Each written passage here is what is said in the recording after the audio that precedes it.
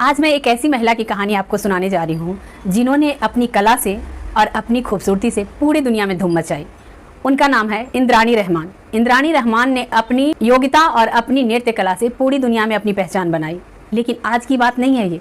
आज जबकि महिलाओं को काफ़ी आज़ादी मिल चुकी है, हर क्षेत्र में महिलाएं पुरुषों से कदम मिलाकर चल रही हैं और सफलता की एक ऊंचाई पा रही हैं और अपने देश को के लिए गौरव प्राप्त करवा रही हैं।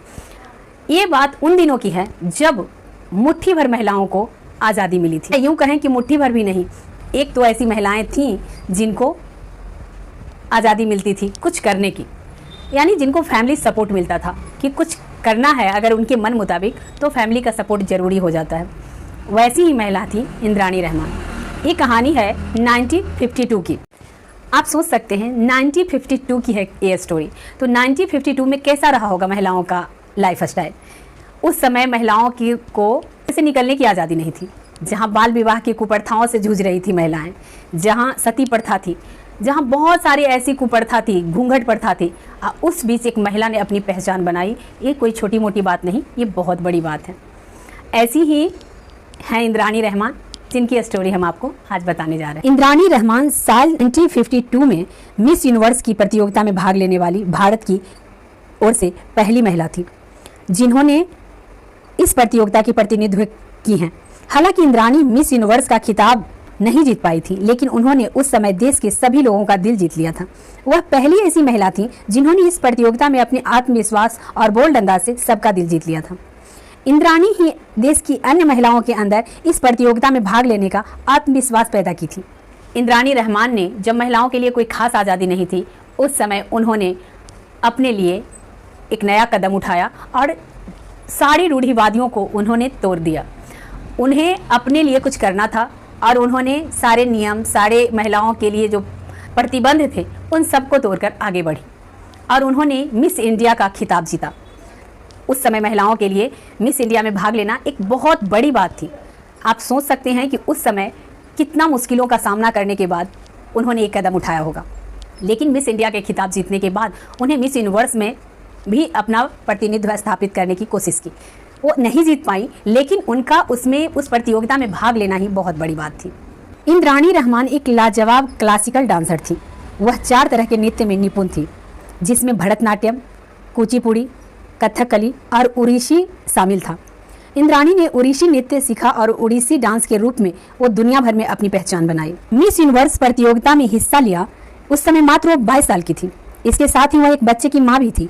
प्रतियोगिता में उनकी पर्सनालिटी और एथेनिक ड्रेस पर दुनिया भर की निगाहें अटक गई थी। जब उन्होंने उस दौरान रैंप वॉक किया था तो सब उनके आत्मविश्वास और बोल्ड अंदाज को देखकर मदहोश हो गए थे। खास बात तो यह थी कि जब बिकनी राउंड में इंद्राणी बिकनी के साथ गजरा और बिंदी लगाकर आई थी, ये इस फैशन ने सभी का दिल जीत लिया था। इंद्राणी रहमान जैसी बहुत सारी ऐसी महिलाएं हैं, बहुत सारी ऐसी लड़कियां हैं जिन्हें आज भी संघर्ष करना पड़ रहा है। इंद्राणी रहमान जैसी महिलाएं उस समय भी थी और आज तो काफ़ी मात्रा में है। आज तो हर क्षेत्र में महिलाएं अपना एक आधिपत्य जमा चुकी हैं, अपना एक नाम बना चुकी हैं, अपनी एक पहचान बना चुकी हैं। लेकिन तब भी एक सवाल पैदा होता है कि क्या भारत की 50% आबादी जो है महिलाओं की, लड़कियों की, क्या वह आज इतनी आत्मनिर्भर है? तो इस सवाल का जवाब है नहीं। आज भी लड़कियों को इतनी आज़ादी नहीं है और बहुत सारी लड़कियों को बिल्कुल ही उन्हें आज भी इस तरह जीना पड़ रहा है जैसे वो एक आज़ाद भारत की महिला नहीं है।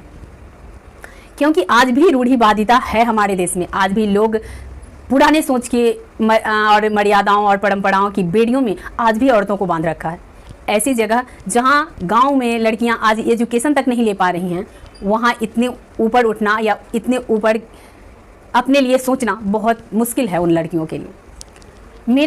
हमेशा मैं महिलाओं के लिए वीडियो बनाती हूँ, इसलिए नहीं कि मैं एक महिला हूँ, बल्कि इसलिए कि मैं उन महिलाओं तक ये मैसेज देना चाहती हूँ, उन पुरुषों तक ये मैसेज पहुँचाना चाहती हूँ कि उन्हें अपनी सोच बदलनी चाहिए। मैं मानती हूँ कि कुछ महिलाएं ऐसी हैं या कुछ लड़कियाँ ऐसी हैं जिनके कारण समाज बदनाम हो रहा है, तो ऐसे पुरुष भी बहुत हैं। ऐसा नहीं है कि सिर्फ महिलाएँ हैं, उनके कारण उनकी आज़ादी क्यों छिन जाए। जिन्हें अपने बच्चों, अपनी परवरिश पर भरोसा है, उन्हें अपनी बेटियों को पढ़ाना चाहिए, उन्हें अपनी बेटियों को आगे बढ़ने की प्रेरणा देनी चाहिए, उन्हें अपनी बेटियों के फ्यूचर के लिए सोचना चाहिए। बस इसी कामना के साथ मैं हर वीडियो बनाती हूँ और ये सोचती हूँ काश मेरा भारत ऐसा हो जहाँ ये सारी परंपराएं, सारी बेड़ियाँ औरतों के लिए, हर औरतों के लिए बंधन नहीं बने, उनकी आज़ादी को पर मिले। उन्हें एक उड़ान भरने की हर एक की ख्वाहिश होती है और उन्हें उनका हक मिलना चाहिए।